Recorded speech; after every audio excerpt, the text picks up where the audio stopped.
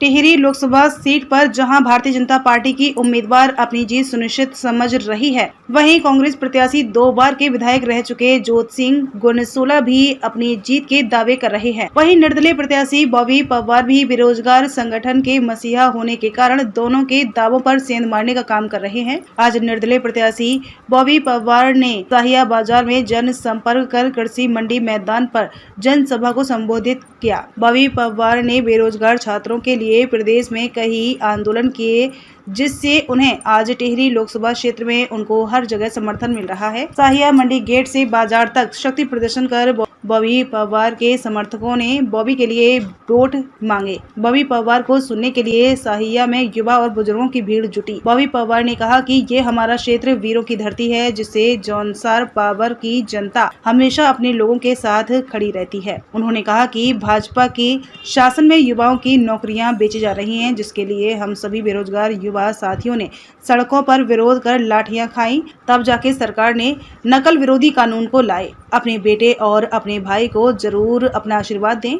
हमारा और आपका रिश्ता चुनाव तक का रिश्ता नहीं है, हमारा रिश्ता बहुत लंबा है। आपके कामों के लिए हमेशा संघर्ष किया जाएगा।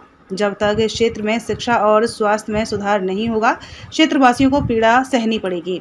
इस अवसर पर परमानंद प्रकाश, शांति प्रसाद भट्ट, दर्शन डोभाल, टीकम सिंह राठौर, बॉबी बिष्ट, दजबीर तोमर, ज्ञान सिंह राय, स्वरूप चौहान सहित कई लोग मौजूद थे।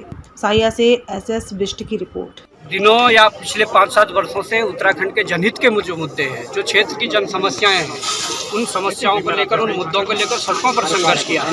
और उस संघर्ष के बाद जब ये फैसला लिया गया कि बॉबी पवार को चुनाव लड़वाना है, ये फैसला यहाँ के युवाओं और अभिभावकों का था।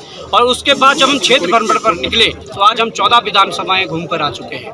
14 विधानसभाओं में जिस प्रकार का प्यार और समर्थन जनता का मिल रहा है, उससे यही लगता है कि वास्तव में जनता खुद चुनाव लड़ रही है और जनता बदलाव का मन बना चुकी है। वही भाई, कहीं ना कहीं ये राजशाही और आम जनता के बीच का चुनाव है, तो आपको क्या लगता है इसमें पार पाना बहुत मुश्किल होगा? देखिए, राजशाही वर्सेज आम जनता का ये चुनाव है और मैं इसीलिए मजबूती से ये बात कह रहा हूँ कि जब जब जनता ने चुनाव लड़े हैं, जब जब जनता ने एकजुटता दिखाई है, कितनी भी बड़ी ताकतवर सत्ता रही हो, कितनी भी बड़ी राजशाही रही हो, तब तब उन लोगों के चूल्हे हिलाने का काम आम जनता ने किया है। और मुझे इस बार लगता है कि टिहरी संसदीय क्षेत्र की जनता इस बार इतिहास का एक नया अध्याय लिखने जा रही है। वो भाई, जैसे आपने कहा है कि युवाओं के लिए हार जीत लगी हुई है, युवाओं के साथ हमेशा खड़े रहेंगे, क्या युवाओं के सपनों पे आप खरा उतरने की कोशिश करेंगे? देखिए, हम लोगों ने युवाओं के लिए संघर्ष किया, रोजगार के लिए संघर्ष किया, भ्रष्टाचार को खत्म करने के लिए संघर्ष किया, और भी जो मूल निवास भू कानून या तमाम प्रकार के जो जनहित के मुद्दे उनके लिए संघर्ष किया।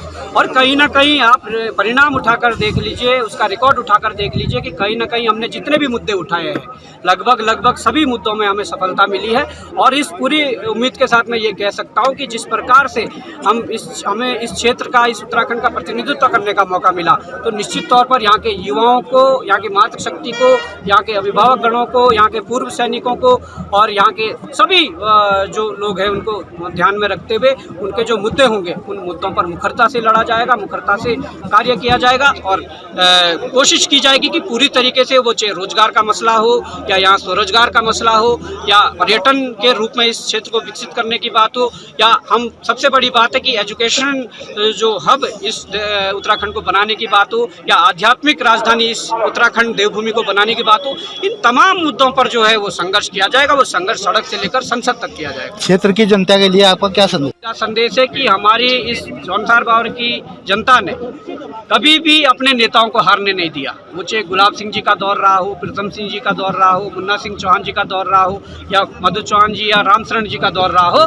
मैं ये कहना चाहता हूँ कि यह इस क्षेत्र की जनता ने सबको दरकिनार करते यहाँ के क्षेत्रीय नेताओं को हमेशा आगे बढ़ाने का काम किया। और मेरी यही अपेक्षा है कि वही मिसाल आप सभी लोग पेश करें और इस बार दलगत राजनीति से ऊपर उठकर आप अपने इस बेटे और भाई का समर्थन करें, जिससे कि हमें भी मजबूती मिलेगी और हम इस पूरे क्षेत्र को और इस उत्तराखंड को कहीं ना कहीं आगे भी गति दे पाएंगे। Thank you.